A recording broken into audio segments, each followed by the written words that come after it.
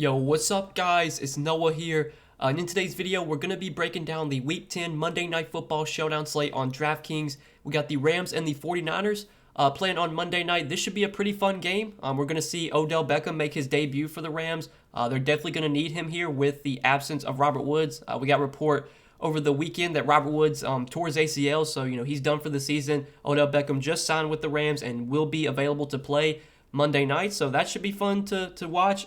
This should be a pretty good game, though. We got a pretty high total. Opened at 45.5. It's been bet up to 50, so the total is rising a lot in this game. I'm expecting a lot of points scored, 3.5 point spread. The Rams are favored by 3.5, so yeah, guys, should be a fun one. We're going to talk through this showdown slate like we always do. We're going to break everything down, talk through, kind of the entire player pool, all the guys I do have interest in.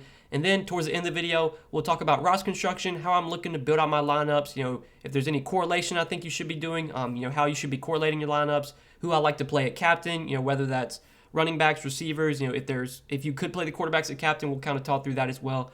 But before we get started with the breakdown, guys, please do hit the like button down below. I always appreciate the likes. Hit the subscribe button as well if you are new here. And if you have not yet, be sure to check out the sponsor of the video, Prize Picks. Prize Picks is a newer DFS site. I'm sure most of you already have heard about Prize Picks, but if you aren't playing on Prize Picks and you're able to, you can legally play there in the state you live in. Definitely check them out.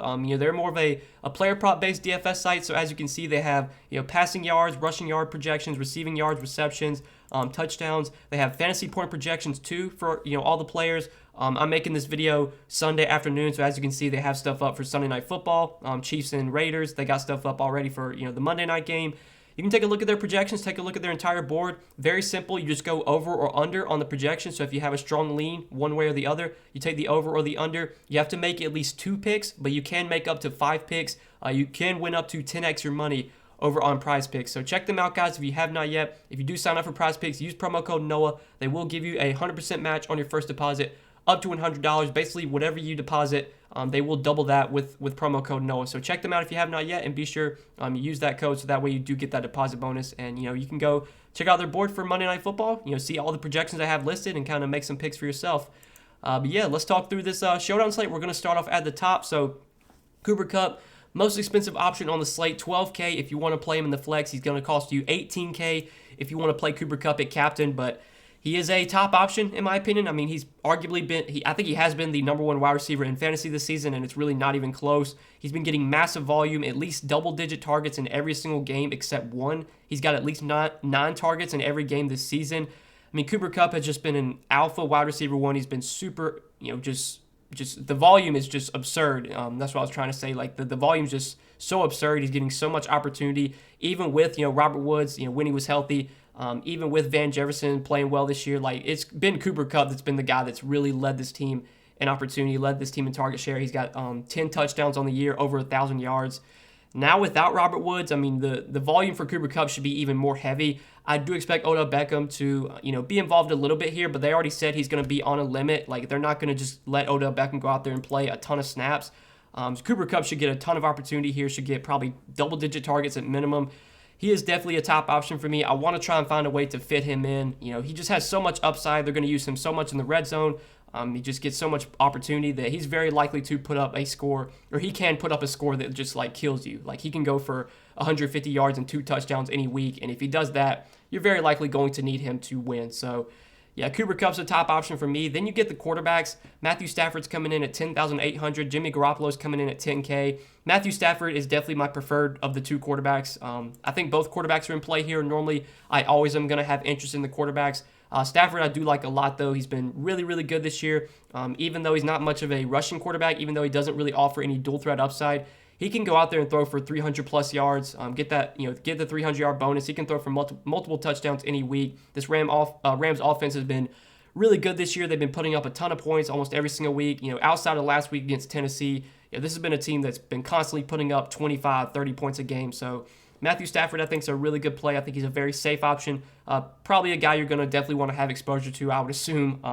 And then on the other side, Jimmy Garoppolo, I do have some interest in as well. Now, Jimmy Garoppolo, I don't think he's nearly as safe as Matthew Stafford. I think his floor is a lot lower than Stafford's. But he obviously has some upside here. Again, this should be a high-scoring game. Normally in high-scoring games, you're going to want to have exposure to the quarterbacks because it's really unlikely that if this game does wind up reaching the 50-point total, that neither quarterback does well. Like, that's just really unlikely. So, yeah, I think Garoppolo's a strong play too. I do prefer Stafford over Garoppolo. But Jimmy G firmly in play. This Rams defense is really good. They added Von Miller. They're going to get a lot of pressure on the quarterback, but I still think Jimmy G, just with the volume, the opportunity he's going to get, with the potential for them to be playing from behind, given that kind of game script, which is kind of likely, the opportunity is going to be there for Jimmy G. He's still a really good option. But then you get to Darrell Henderson at 9,200. So Darrell Henderson has been a really, really good fantasy running back this year. He's been getting a lot of opportunity, 12 to 15 carries a week, getting some pass game usage as well. Out of all these top guys that we've talked about, so Cooper Kupp and the quarterbacks, I feel like the floor on Henderson is not nearly as high as those guys. I don't think he's going to project very close to them, but I do expect Henderson to definitely come in lower owned than the quarterbacks, lower owned than Cooper Kupp. He's still in play just because he is going to get a lot of opportunity. He's going to get 15 to 20 touches most likely. At 9,200, I think he is priced about right, though. I do prefer some of these guys for cheaper that we're about to talk about, like Deebo Samuel at 9K. Deebo Samuel has been awesome this year. Another guy that just gets a ton of opportunity. Pretty sure he's second in the league in receiving yards, or he's way up there in terms of receiving yards this year. Just been getting a ton of opportunity, double-digit targets in almost every single game, at least 8 targets in every single game this year. Really like Deebo Samuel here. He might see some Jalen Ramsey coverage. I don't think Jalen Ramsey's been really shadowing much this year. I'm sure he'll be on Samuel some, but I'm not going to get too worried about that. I don't try and look at wide receiver cornerback matchups that much. I think for the most part they're kind of overblown. So Deebo Samuel at 9K, definitely like him. George Kittle at 7,800. Kittle finally had a good game last week. It's been we've been waiting all season for a big George Kittle game. Finally it happened. 6 catches, 100 yards and a touchdown. He had his first game this season with over 100 yards. They said they were going to limit him last week. They said they were going to play him only at half of the snaps, but he did play 73% of the snaps last week. So given that Kittle played 73% of the snaps last week, I'm assuming he's back to his normal workload this week. When he was healthy at the beginning of the season, he was playing 90 to almost every single snap, to 100% of the snaps. Only played 73 last week, but he should get back up to 85, 90% of the snaps here. We know George Kittle's a high target guy. He's going to get a lot of opportunity, has a lot of upside. Finally, looked good last week. I think at 7,800, he is definitely a strong option. I would probably prefer the 49ers guys over Odell Beckham. Odell Beckham, look, it's a debut with the Rams. I assume they're going to try and get him the ball a little bit. But when they came out and said that he was going to be limited, that makes me a little bit less interested in him compared to some of these other guys. Maybe he gets a couple deep shots. Maybe they try and get him a touchdown or something. But I don't expect Odell to be on the field a ton. I think they are going to ease him in.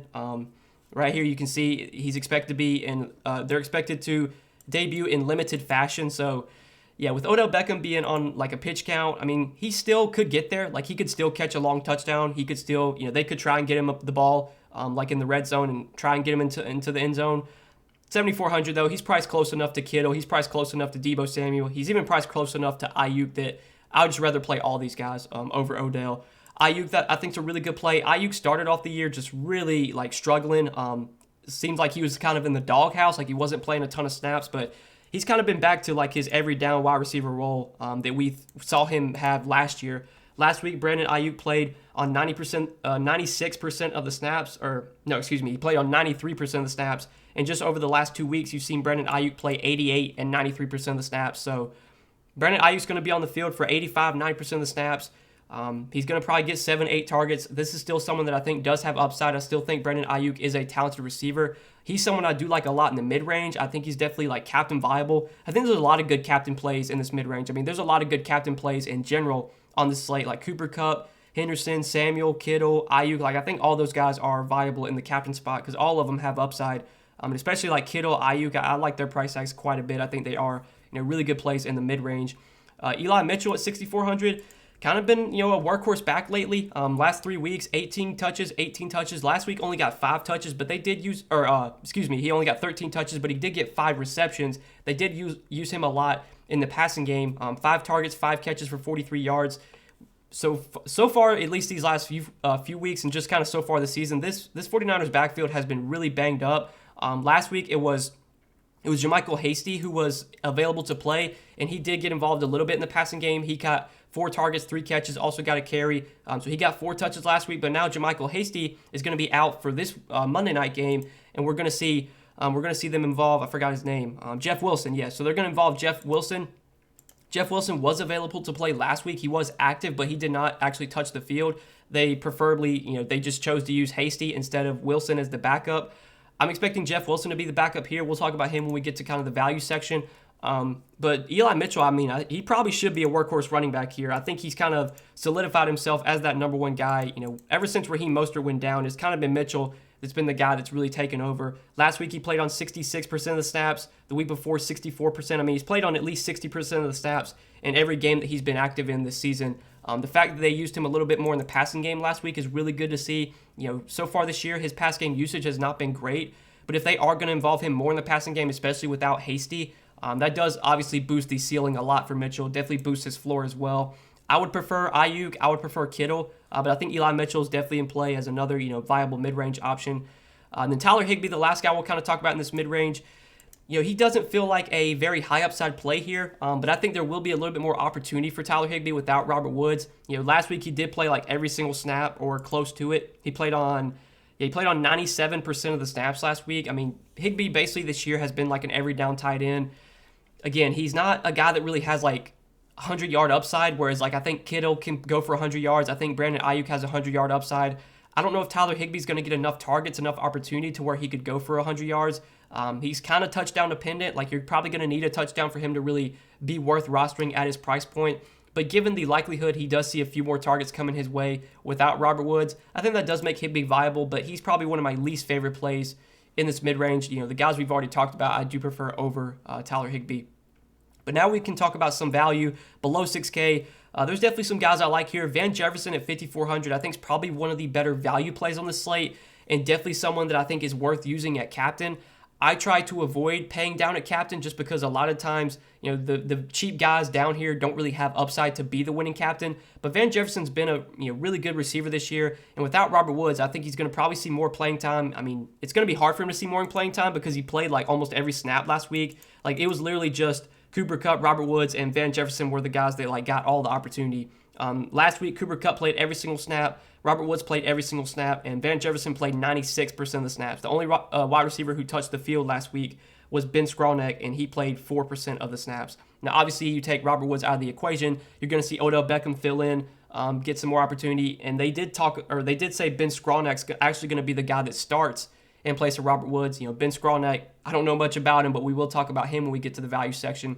But just in terms of opportunity, in terms of target share, in terms of volume for Van Jefferson, I think that is obviously going to increase without Robert Woods. Robert Woods does have a pretty high target share in this Rams offense. I think we could see Van Jefferson be a guy that gets like 7, 8, 9 targets a week in a really good offense, in a Rams, playing for a Rams team that has shown they can put up a lot of points every single week. They obviously have a really good quarterback in Matthew Stafford. Van Jefferson has a lot of upside here. 5,400 is too cheap. I think he's one of the better value plays. And again, I think he's someone you can use at captain if you are trying to pay down at captain. So that way you can kind of fit in a lot of the top guys. But then you got Sony Michel at 5K. Sony Michel, at this price point, I'm not that high on. He's going to be the backup to Henderson. He's probably going to get like 8 to 10 touches, just kind of whenever Henderson needs to come off the field for rest. It's going to be hard for him to really justify his 5K price tag unless he's going to have to score a touchdown, or you're going to have to get like a Darrell Henderson injury or something. It's tough to pay 5K for Sony Michel. I would much rather go to Van Jefferson. I'd rather save salary and just play the kickers. I think the kickers are fine values on this slate. If you want to play one of the 2 kickers, I think that's okay. The defenses, I'm not that high on. I think the Rams defense, if I had to play a defense here, I would definitely prefer the Rams defense. Jimmy Garoppolo, we've definitely seen Jimmy Garoppolo just kind of implode at times. And we know this Rams defense is, they're going to be really good. They're going to be able to get pressure on the quarterback. Aaron Donald, Von Miller, those guys, it's really unfair that those 2 guys are on the same team. So I think, this Rams defense is solid. Defenses always somewhat have a limited ceiling. It's really hard for a defense to put up a score that you have to have unless they get like a pick 6 or something, which, obviously that could happen. But I would prefer like Van Jefferson. I would probably prefer the kickers too over the Rams defense, but I think the Rams defense is at least playable here. And then we start getting to some of these cheap punt plays. None of these guys down here are going to feel great about. Kyle Juszczyk at 2K. Look, he maybe gets a few targets.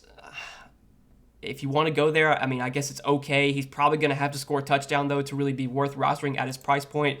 Jeff Wilson should be the backup behind Eli Mitchell. We don't really know how many touches he's going to get. They do also have Trenton Cannon and Trey Sermon. They could maybe activate too. He was inactive last week. It was just like a DNP coach's decision. He was healthy, but he just didn't play.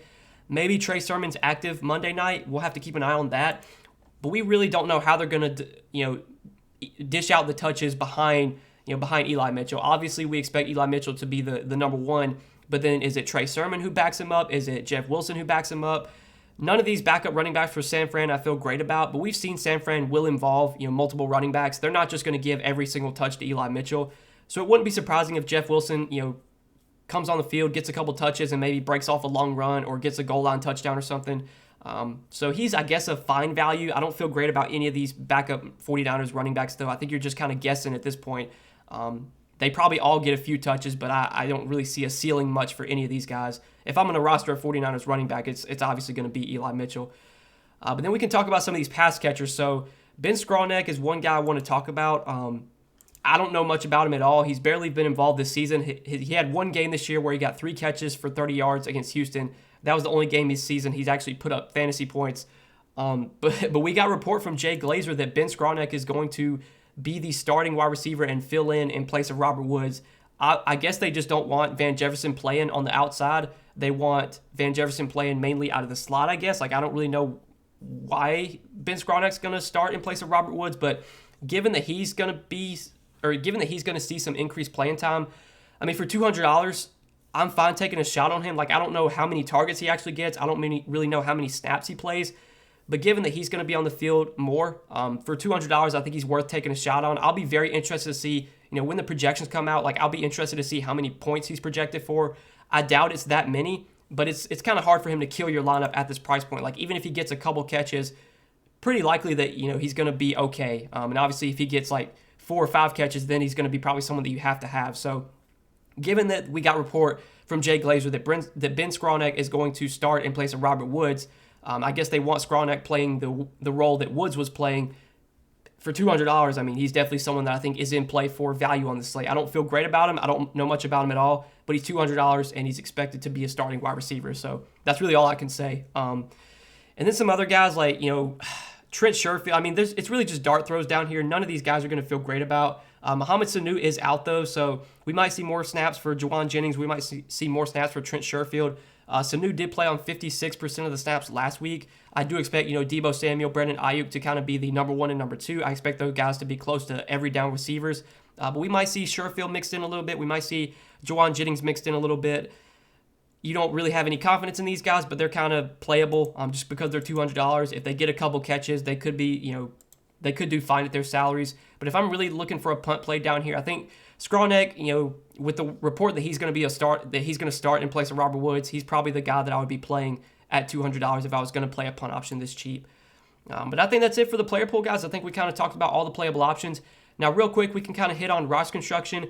Again, as we mentioned earlier, I think this is a slate where there are a lot of viable captains. I think Cooper Kupp, if you're going to pay up, he's got to be the best captain option at the top. I definitely would be playing Cooper Kupp over the quarterbacks at captain, especially on DraftKings where you do get, full PPR scoring. You get the 100-yard bonus. I just think Cooper Kupp has a lot of upside with DK scoring, and we've seen him put up multiple 25, 30-point games this season. So, yeah, Cooper Kupp I like a lot if you're paying up at captain. If you're going a little bit cheaper, I mean, a lot of these guys in the mid-range I think have upside. Deebo Samuel, George Kittle, Brandon Ayuk I think are all captain viable. Again, Odell I'm not as high on just because, there's reports that he's going to be limited. So it's kind of tough to roster Odell over the other guys that we talked about in that mid-range, given Odell's going to be limited. And then if you're going cheap, I think, Van Jefferson looks like a really good cheap captain. I actually like playing him at captain. Let's see what kind of build we can make with Van Jefferson at captain. Now, I've said this a lot, and usually it's always the case. If I'm playing a receiver at captain, normally I'm going to want to pair the quarterback with the receiver, because if I'm assuming that receiver has a really good game, it obviously means the quarterback is throwing the ball to that receiver. The quarterback is also producing as well. So my Van Jefferson captain lineups, I'll definitely have Matthew Stafford in those. Maybe we can try and pay up for, we might can go a stars and scrubs type of lineup. Let's plug in Skowronek, just kind of our risky, cheap value. Again, I don't feel great about him, but I'll definitely check the projections on Monday, see how many points he's projected for. Maybe we can get some more like information about this. But given the report that Jay Glazer said, right here, Skronek will not only suit up, but he could pick up his first career NFL start. According to Jay Glazer of Fox Sports, Skronek is expected to start in place of Robert Woods, who sustained a season-ending ACL tear in Friday's practice. Even so, Skronek likely won't handle the 90+% snap share that Woods typically logged. I didn't expect that. But the rookie seventh round pick will more likely see his role shrink further after week 10. I do expect that. I think as the season progresses, you're going to start to see Odell play. Odell's obviously going to play more. Van Jefferson will probably play more too. But while Odell is still limited, I think there's going to be more opportunity for someone like Skronek. So $200, let's plug him in as a punt option, and that gives us 10-3 left per player. So now we can kind of just I don't want to say play whoever we want, but we could definitely pay up for Cooper Kupp. We could probably play Jimmy Garoppolo as well, and that would leave us enough to play George Kittle, pair him with Jimmy Garoppolo. So that's a lineup that I do like quite a bit. Van Jefferson at captain, you got both quarterbacks. You got Cooper Kupp, George Kittle, and then Skronek's kind of our riskier, cheap play. But there's other guys you could replace with Skronek if you don't want to go there. You could play one of the 49ers running backs. Again, I don't have a ton of confidence in any of these guys, but if Jeff Wilson's going to be the backup behind Mitchell, Jeff Wilson you could plug in there. If you think Trey Sermon gets some opportunity, keep an eye on the inactives because Trey Sermon was inactive last week. If he's active this week, maybe he gets some touches. You could play him at $800. But that's just kind of a build I like for this Showdown slate. It's a very interesting one. There's some good value, but there's not a lot of great cheap value. Van Jefferson's, I think, is a strong play, but he's not super, super cheap. The kickers are fine values, but these punt options, none of these guys I think you're really going to feel great about tonight. And it is a slate where you're going to want to try and fit in a lot of the top tier guys. So you're probably going to be forced to play maybe someone down there, maybe play one of the kickers. But it should be an interesting slate, guys. I'm excited for this game. I'm excited to watch this game. I'm excited to see how Odell plays with his new team. I'm a big Odell fan. I'm hoping that he's maybe able to find a home in LA. Maybe he can get back to how he was when he was on the Giants. We'll see. But yeah, guys, I appreciate you watching, man. Best of luck on this Showdown slate. Hit the like button before you get out of here. Hit the subscribe button as well. Again, check out the sponsor of the video, Prize Picks. Check out everything Prize Picks has to offer. You can take a look at their board for Monday night's game. You can make some picks for yourself. Take a look at their fantasy point projections. They also have rushing yard, passing yard, receiving yards. They have touchdown projections. So if you think a guy scores a touchdown, you can take the over on their touchdown projections. So yeah, check them out, guys. Sign up. Use promo code Noah. If you do sign up, they will give you a 100% match on your first deposit when you use my code. Basically, they will double whatever you deposit up to $100. And again, guys, thanks for watching. I appreciate it. Best of luck on the Showdown slate. We'll see you in the next one. Peace.